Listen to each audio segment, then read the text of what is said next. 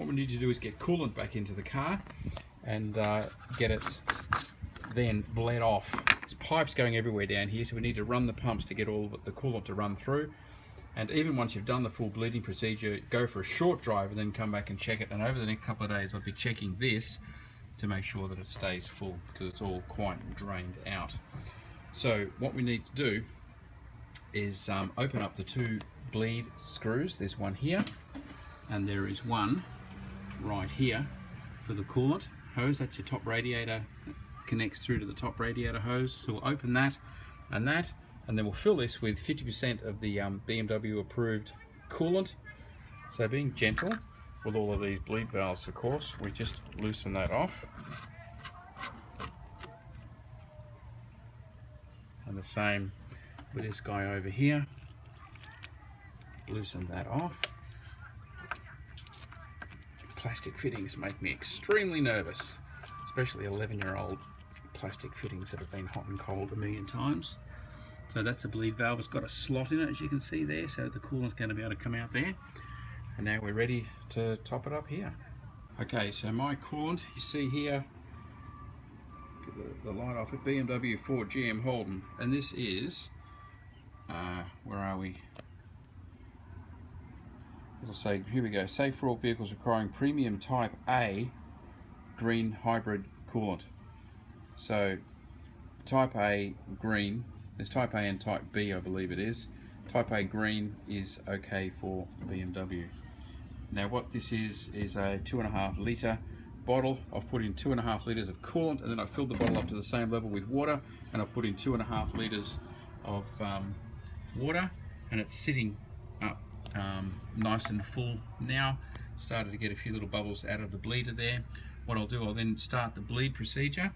Now the bleed procedure, all of the write-ups about it are paranoid about your battery going flat and then you're not being able to start the car.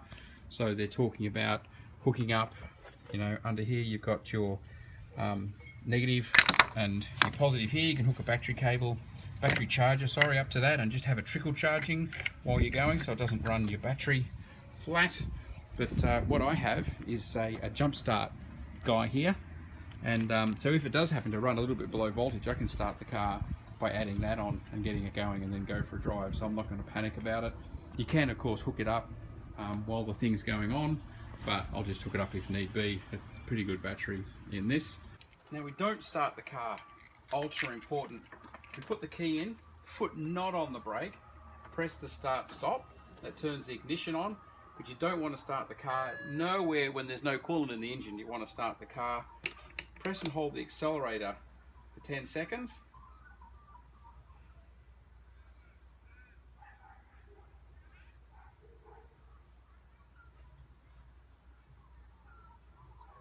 That's 10 seconds at least. And they're saying we should be able to hear the water pump running under the... What's all happening, this bleed started to leak. As soon as I got back from the car, that had gone down. The motor had started up and it had started to take up water, and it's still sitting in a good place now. So I've closed that bleed screw. This one here hasn't leaked anything as yet, and nowhere else on the radiator has leaked anything as yet either. So we'll just keep on going, but looking good at this point. What I will do is restart the electric pump, because I'm not hearing it run anymore. So I'll go and do the bleed procedure again to restart it, get the whole system pumping again, and see how we go from there. Yeah, so if you hear that high-pitched whine, there's no movement here, but that's the sound of the electric pump. It's clicking and cycling and doing different things. I can still hear it running. So we'll just let it do its thing. And I might even open that up again to see if any more air wants to come out of there. But it was just leaking coolant, so happy so far. And certainly when it very first started up, that reservoir just disappeared right down and I poured another heap more coolant in. My coolant, as it turns out, isn't 50-50, it's 1/3 coolant to 2/3 water. So I just topped it up with a little bit more water. Just working on the ratios, making sure it's right. That's looking like it's probably good now. So we can close down those. Again, I'm going to say it again, I'm not a mechanic, I'm just reading what's there and showing you what I've read and what works for me. So all information, I'll try and help as much as I can, but no liability. I believe that's now bled, so, and that the radiator is going to be full.